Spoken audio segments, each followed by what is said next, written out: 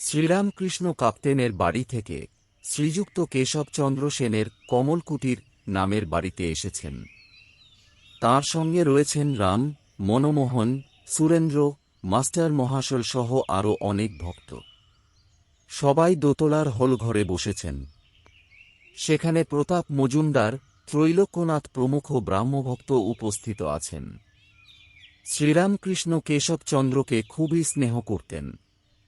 1875 সালের মাঘোৎসবের কিছুদিন পরে, যখন কেশবচন্দ্র বেলঘরের একটি বাগানে শিষ্যদের নিয়ে সাধনা ও ভজন করছিলেন, তখন একদিন শ্রীরামকৃষ্ণ তাঁর ভাগ্নে হৃদয় রামকে সঙ্গে নিয়ে সেখানে যান। সেদিন তিনি কেশবকে বলেছিলেন, তোমার ল্যাজ খসে গেছে, এর অর্থ ছিল তুমি এমন অবস্থায় পৌঁছেছ যে চাইলে সংসারের বাইরে থেকেও থাকতে পারো, আবার সংসারের মধ্যেও থাকতে পারো। যেমন ব্যাঙাচির লেজ খসে গেলে সে জলেও থাকতে পারে, আবার ডানাতেও চলাফেরা করতে পারে। এরপর দক্ষিণেশ্বর, কমলকুটির, ব্রাহ্মসমাজ সহ নানা স্থানে শ্রীরামকৃষ্ণ কেশবকে বিভিন্ন সময়ে নানা উপদেশ দিয়েছেন। তিনি বলতেন, বিভিন্ন পথ ও বিভিন্ন ধর্মের মাধ্যমেও ঈশ্বরকে লাভ করা যায়। মাঝে মাঝে নির্জনে সাধনা করে ভক্তি অর্জন করলে সংসারে থেকেও নির্লিপ্ত থাকা সম্ভব।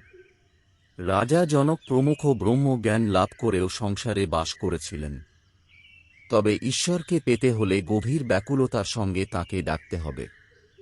তিনি আরও বলতেন, তোমরা নিরাকার উপাসনা করো, এটি খুবই ভালো, কিন্তু প্রকৃত ব্রহ্মজ্ঞান হলে অনুভব হবে যে একমাত্র ঈশ্বরই চিরসত্য, জগৎ ক্ষণস্থায়ী ও অনিত্য।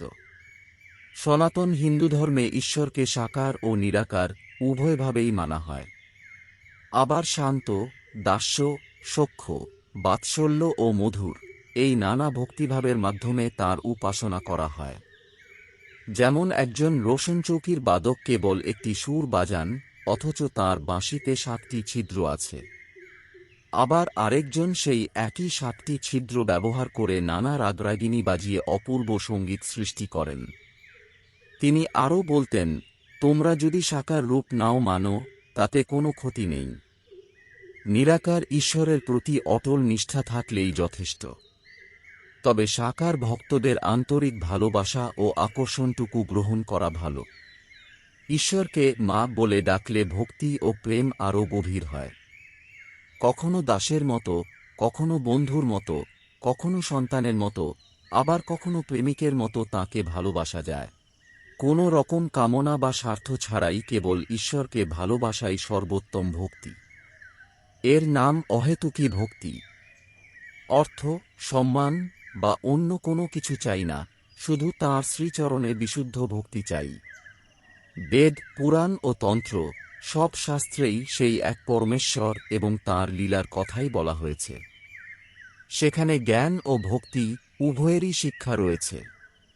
সংসারে দাসীর মতো থাকবে। দাসী মনিবের বাড়ির সব কাজ করে, মনিবের সন্তানদের নিজের সন্তানের মতো যত্ন করে আমার হরি, আমার রাম বলেও ডাকে, কিন্তু অন্তরে জানে তারা তার নিজের সন্তান নয়। তেমনি সংসারের সব কর্তব্য পালন করবে, কিন্তু মনে জানবে সবই ঈশ্বরের। তোমরা যে নির্জনে সাধনা করছ তা খুবই ভালো, তাঁর কৃপা অবশ্যই লাভ করবে। রাজা জনকও দীর্ঘকাল নির্জনে সাধনা করেছিলেন। সাধনা ছাড়া সংসারে থেকে সত্যিকার নির্লিপ্ত হওয়া যায় না। তোমরা মানুষের কল্যাণের জন্য বক্তৃতা দাও, এটি ভালো, কিন্তু ঈশ্বরকে প্রত্যক্ষভাবে উপলব্ধি করে তাঁর আদেশ পেয়ে যদি মানুষকে শিক্ষা দেওয়া যায়, তবেই সেই শিক্ষা সত্যিকার উপকার করে। ঈশ্বর লাভ না হলে তাঁর আদেশও পাওয়া যায় না। যাঁরা ঈশ্বরকে লাভ করেছেন তাঁদের কিছু বিশেষ লক্ষণ দেখা যায়। কখনো তাঁরা শিশুর মতো সরল, কখনো জড়ের মতো নিশ্চল, কখনো উন্মাদের মতো আত্মভোলা, আবার কখনো জগতের নিয়মের ঊর্ধ্বে অবস্থান করেন। যেমন ছিলেন শুকদেব প্রমুখ মহাপুরুষ। শ্রীচৈতন্যদেবও কখনো শিশুর মতো, কখনো প্রেমোন্মাদের মতো নৃত্য করতেন, কখনো হাসতেন, কখনো কাঁদতেন, কখনো গান গাইতেন।